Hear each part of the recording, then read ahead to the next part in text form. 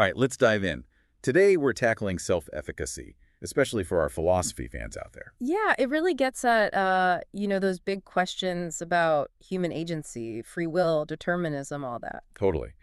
Like, can our beliefs about what we can do really shape what we actually achieve? It's a big one. It is. Our source actually defines self-efficacy as people's judgments of their capabilities to Hmm. organize and execute courses of action required to attain designated types of performances. Right, but it goes deeper than just, a definition. For sure. Like, how much can we really shape our own lives, become the authors of our own destinies? Exactly. What's really interesting to me is how it's not just about the skills we have, but about how strongly we believe we can use them. Ooh, I like that. Like, think about a pianist. They might be super talented, technically amazing. Yeah. But if they totally freeze up on stage because of stage fright, all that potential just stays locked up. So it's like a bridge between potential and, what was the word? Actuality.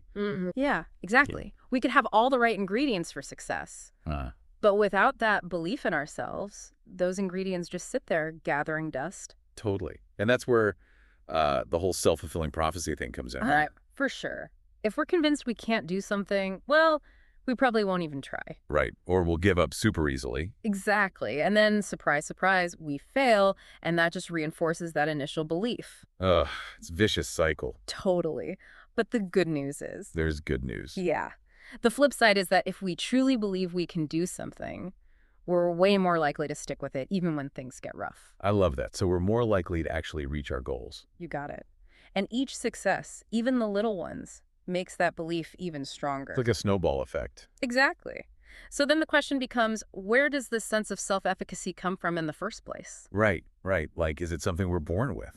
Well, our source actually points to 4 main sources of information that shape these beliefs. Okay, lay it on me. First up, we have what are called enactive attainments. Basically, it's all about learning from our own experiences, both the good and The not so good. yeah, exactly. So, like, early wins can be huge for building that foundation of self-efficacy. Totally. But what about when we mess up, especially early on? Yeah, that's the tricky part. Can those early failures really mess with our self-belief, like permanently? Well, there's definitely a risk, especially if those early experiences lead us to believe we're just not good enough. Right.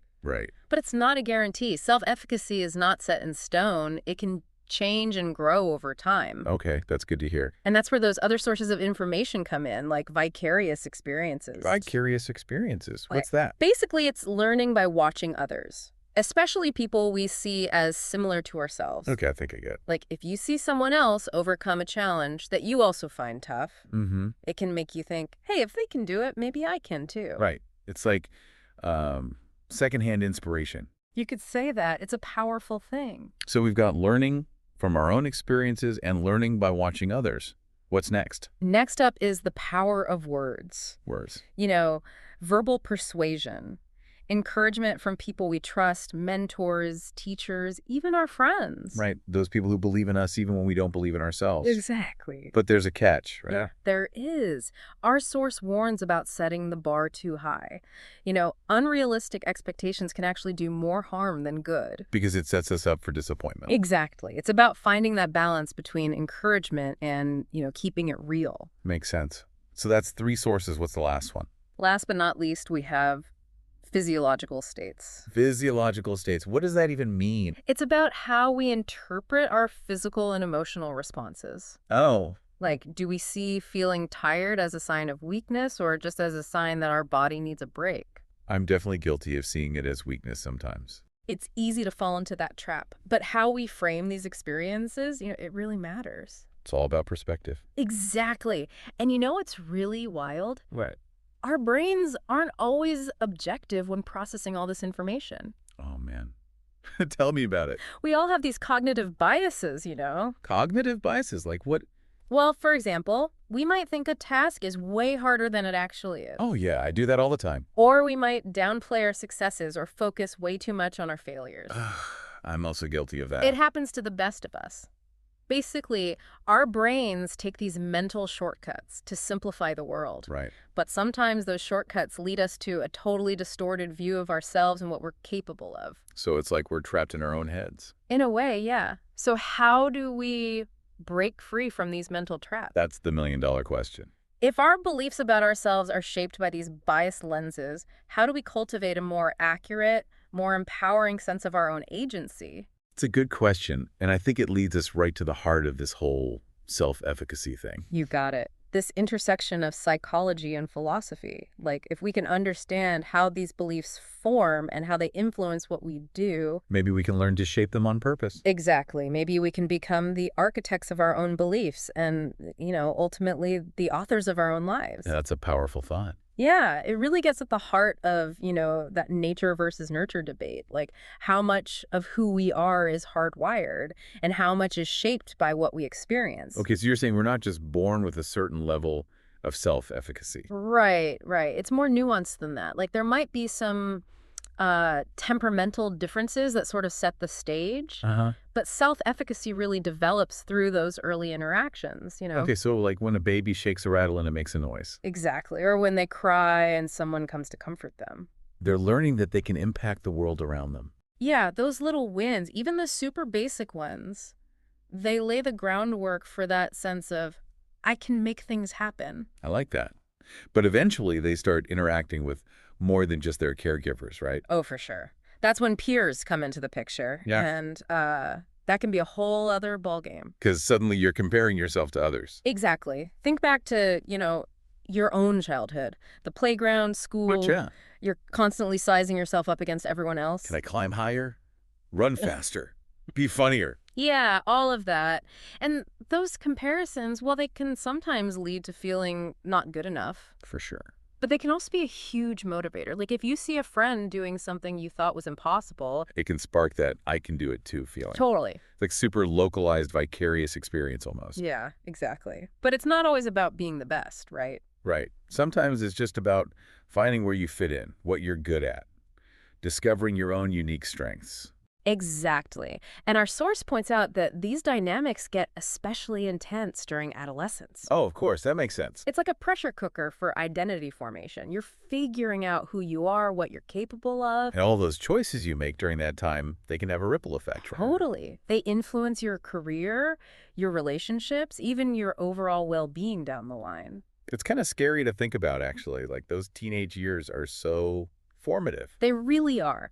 But the good news is, More good news. always, self-efficacy isn't fixed. It's not like it's set in stone the moment you graduate high school. Okay, so even if you had some rough experiences, some knocks to your confidence, You can still bounce back. I like the sound of that. It's all about how you respond to those experiences, like taking on new challenges, even just seeing others succeed. Can shift your perspective. Exactly. So it's not just about what happens to you, it's about how you choose to interpret those experiences. Right. You have more control than you might think. So we're not just passive bystanders in this whole self-efficacy development process. Not at all. The source talks about this concept of self-regulation. Like, we can actually take an active role in shaping our beliefs about ourselves. Okay, so how do we do that? Yeah. Like, how do we become these architects of our own belief systems? Well, the source gives us a few tools. First up, setting realistic goals. Okay, that seems pretty straightforward. Yeah, it's about finding that sweet spot, not aiming too low, but also not setting the bar so high that you're basically guaranteeing you'll fail. Because that just leads to more self-doubt, right? Exactly. It's about challenging yourself just enough to grow without getting overwhelmed. Got it. But even with realistic goals, some things can just feel really daunting. For sure. And that's where breaking things down into smaller steps comes in. The classic one step at a time approach. Exactly. It's like climbing a mountain. You don't focus on the summit the whole time, right? No, you focus on reaching the next base camp. Right. You break it down into smaller chunks, and each little win along the way gives you more confidence to keep going. Okay, so we've got setting realistic goals and breaking things down into manageable steps. What else? Well, the source emphasizes the importance of your social circle. Our friends and family. Yeah, surrounding yourself with people who believe in you, people who offer encouragement, but also, honest feedback. Like a personal cheer squad, but with a bit more constructive criticism thrown in. Exactly. Having that support system can make a world of difference. It's like having that extra boost of confidence when you need it most. But, it's not just about individual self-efficacy, right? The source also talks about this thing called collective efficacy. Oh, yeah, that's a fascinating one. It's that shared belief in a group's ability to achieve something together. So like the "we can do this" spirit. Exactly. It's what fuels social movements, community initiatives, even those big scientific breakthroughs. Because we're stronger together. Right. Totally. The source gives all these examples of how collective efficacy can be a force for positive change. So if you believe that you and the people around you can make a difference, You're more likely to take action, to put in the effort to actually make that change happen. a powerful idea. It really is. But it's not always easy to cultivate. What do you mean? Well, the source talks about how you need a strong sense of shared purpose. Like, everyone needs to be on the same page, working towards a common goal. Right. It's not enough to just want the same outcome. You have to believe that you can achieve it together. Exactly. And it also takes good leadership, people who can articulate that vision and inspire others to get on board. It's about fostering that sense of we're all in this together. You got it.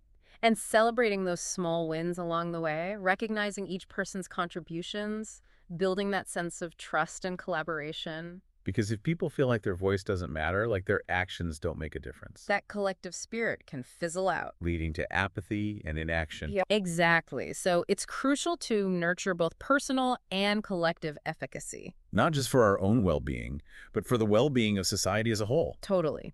It's a powerful reminder that our beliefs, both individual and collective, can shape the world around us. And for a philosophy enthusiast, this opens up all sorts of interesting questions, right? No, for sure. It makes you think about the nature of agency, the power of belief, the complex relationship between the individual and the group. It's a lot to chew on. It is. But before we get too lost in those philosophical musings, our source brings us back down to earth a bit. Back to reality. Yeah. The source dives into all the research that backs up the impact of self-efficacy on, well, pretty much everything. Wait, so this isn't just some feel-good theory. There's actual scientific evidence to support it. Oh, tons of it. The source talks about studies on academic achievement, athletic performance, overcoming phobias, managing chronic pain, even navigating relationships. So it really does have real-world implications. Absolutely. And one of the key areas they focus on is motivation. Makes sense. If you believe you can do something, you're more likely to actually, do it. Exactly. It's about having that inner drive that pushes you forward. The little voice saying, you got this, keep going. Yeah, but it's not just blind optimism. Right. It's a belief that's grounded in past experiences, reinforced by positive interactions. And informed by a realistic understanding of your own strengths and weaknesses. So it's kind of a delicate balance between confidence and self-awareness. You could say that. And the source points out that this self-efficacy thing plays out in our relationships too. Oh, interesting. They talk about this concept called interactive efficacy. Basically, it's about how our beliefs about ourselves can influence how we interact with others and vice versa. So like a feedback loop. Exactly. And they give this really interesting example about recovering from a heart attack. Yeah, it's a situation where both your physical and mental state are crucial, right? Totally. And the source says that if the patient believes they can recover, they're more likely to actually put in the work to rehab, to push themselves physically, to stay positive. That makes sense.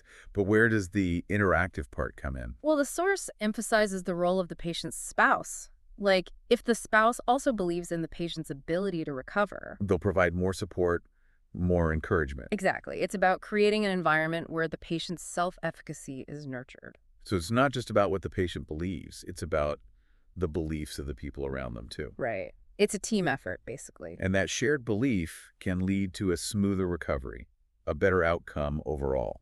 It's a great example of how our beliefs, they don't exist in isolation. They're influenced by the people we're closest to. So we have to be mindful of who we surround ourselves with. Absolutely. And this whole interplay of personal beliefs and social influences, it comes up again and again in the research. It really highlights the importance of having a supportive network, finding mentors who believe in you. Yeah, those people who push you to be your best self. And you know what else the source talks about? What's that? Overcoming fears. Ooh, yeah, fear can be a big one. Totally. It can Yeah. hold us back from so much. But the source says self-efficacy plays a huge role in how we cope with those feelings. Like, if you believe you can handle a scary situation, You're more likely to face it head on instead of running away. it's about believing in your ability to navigate those tough emotions. Exactly. And the research shows that people with high self-efficacy are more likely to try things like exposure therapy. Which is basically intentionally confronting your fears. Right. Right. They're more willing to step outside their comfort zone because they believe they can handle the discomfort. And each time they do, their confidence grows. Exactly. It's a positive feedback loop. So how do we build up that belief in ourselves, Yeah. especially when it comes to facing our fears? Well, the source talks about a few things, like mastery experiences. So actually doing the thing you're afraid of and seeing that you survived? Yeah, exactly. It proves to yourself that you can do it. And then there's vicarious learning. Watching someone else do it successfully. Right, especially if it's someone you admire. And of course, there's the power of encouragement, verbal persuasion. Like having someone tell you, you can do this. Exactly. And then there's managing those physiological responses. You mean like the physical symptoms of anxiety? Yeah, things like your heart racing, your palms sweating, because those can make the fear feel even worse. It's about learning to control those responses, not letting them take over. Exactly. So it's a multi-pronged approach, really. But the key takeaway is that we can cultivate that belief in our ability to cope with fear. And not just specific fears, but challenges in general. It's about developing a resilient mindset, believing that you can handle whatever life throws your way. Exactly. And you know what's really interesting? The source also talks about the role of self-efficacy in pain management. Wait, really? Yeah. I wouldn't think those two things are connected. It seems counterintuitive, right? But the source points out that how we think about pain actually influences how we experience it. So if you believe you can control your pain, You're more likely to find ways to manage it effectively. it's not about pretending the pain isn't there. No, it's about believing in your ability to cope with it. And the research shows that this can actually lead to real improvements. It's another example of the mind-body connection. Our thoughts and beliefs can influence our physical experiences. It's like we have this untapped power within us to shape our own well-being. And self-efficacy is the key. Wow. Okay, so we've covered a lot of ground here, from early childhood to overcoming fears to managing pain. It's a pretty broad topic. It is. But for our philosophy fans out there, what are the big takeaways? What are the questions this raises about, the human experience? Well, I think it makes you think about the power of belief. Like how much of our reality is shaped by what we believe to be true. Right. It also makes you think about free will versus determinism. Like, how much control do we really have over our lives? And then there's that whole mind-body connection. How intertwined are our thoughts and feelings with our physical experiences? It's a lot to ponder. It is. But it's fascinating stuff. And ultimately, I think it's a message of empowerment. How so? Well, if our beliefs can shape our reality, then maybe we can learn to shape those beliefs intentionally. Maybe we can choose to believe in ourselves and our ability to create the life we want. Yeah, it really makes you realize how much our thoughts can shape our experience. Like, it's not just about willpower. It's about genuinely believing you can do something. Right, and it goes way beyond just managing pain. Yeah. The source talks about how self-efficacy shows up everywhere, like in education, for instance. Makes sense. Yeah. If you think you're good at learning, you're probably going to put more effort in, right? Exactly. You're more likely to stick with it even when things get tough, try different strategies, all that. And you'll probably be more successful in the end. Exactly. The source points out that students who are confident in their learning abilities, they tend to set higher goals for themselves, too. It's like they see challenges as opportunities, not roadblocks. Yeah, they're not afraid to push themselves. And this whole thing, it's not just about school either. The source also talks about how important self-efficacy is in sports. Oh, for sure. Like those athletes who break records, achieve the seemingly impossible. You have to wonder, what sets them apart? Is it just pure talent? Right, or is there something more to it? The source argues that a lot of it comes down to belief. Like they dared to believe they could do what everyone else thought was impossible. And that belief fueled all those hours of training, all that dedication. Exactly. And then once they achieve it, it's like a dam breaks. Suddenly it doesn't seem so impossible for everyone else. It's like that belief becomes contagious, right? Exactly. Other people start to believe they can achieve amazing things too. And the same dynamic, it plays out in careers as well. Oh, yeah, totally. Like what we think we're capable of can really shape our career paths. Absolutely. The source points out how this is especially important for, breaking down gender stereotypes in certain fields. Right, like in STEM fields, for instance. Exactly.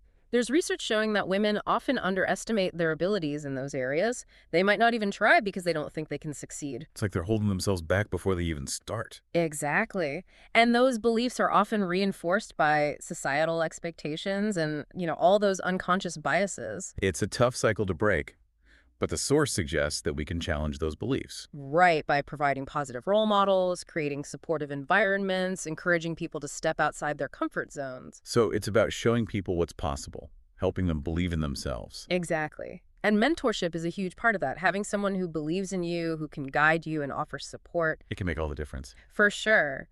And it's not just about overcoming those big societal barriers either. Self-efficacy is important for navigating any career path, really. Yeah, like dealing with job interviews, performance reviews, taking on new responsibilities. Right. The source says that people who believe in their ability to handle the ups and downs of work, they're more likely to be successful in the long run. They're more resilient, more adaptable. Exactly. They see challenges as opportunities for growth, not reasons to give up. Okay, so we've talked about self-efficacy in education, sports, careers. What else? Well, the source also touches on something really interesting. Self-efficacy in the context of social change. Oh, wow. So it's not just about individual achievement. It's about our belief in our collective power to make a difference. Exactly. Think about all the movements that have changed the world for the better. Civil rights, environmental protection, social justice. They all started with people who believed they could make a difference. Right, and that belief spread to others, creating a ripple effect that led to real change. It's inspiring to think about. It really is. But the source emphasizes that this sense of collective efficacy, it's something we have to actively cultivate, especially when we're facing, big global challenges. Because those can feel really overwhelming, like there's nothing we can do. Exactly. But if we believe that our actions, combined with the actions of others, can actually have an impact, Then we're more likely to take action, to keep fighting for what we believe in. right, it's that hope that keeps us going, even when things get tough. It's powerful stuff. It really is. And it brings us back to the heart of this whole self-efficacy thing. Whether it's personal or collective, it's all about belief. Belief in ourselves, belief in our ability to make a difference, belief in our collective power to shape the future. Exactly. And for our philosophy enthusiast listeners, this opens up all sorts of questions about the nature of agency, the relationship between belief and reality. It really makes you think. It does. So as we wrap up this deep dive, I think the key takeaway is this. Self-efficacy isn't just some abstract concept. It's a force that shapes how we experience the world. And the good news is it's something we can cultivate. We can choose to believe in ourselves, to embrace challenges, to strive for something bigger than ourselves. Absolutely. And on that note, thanks for joining us on this deep dive into the fascinating world of self-efficacy.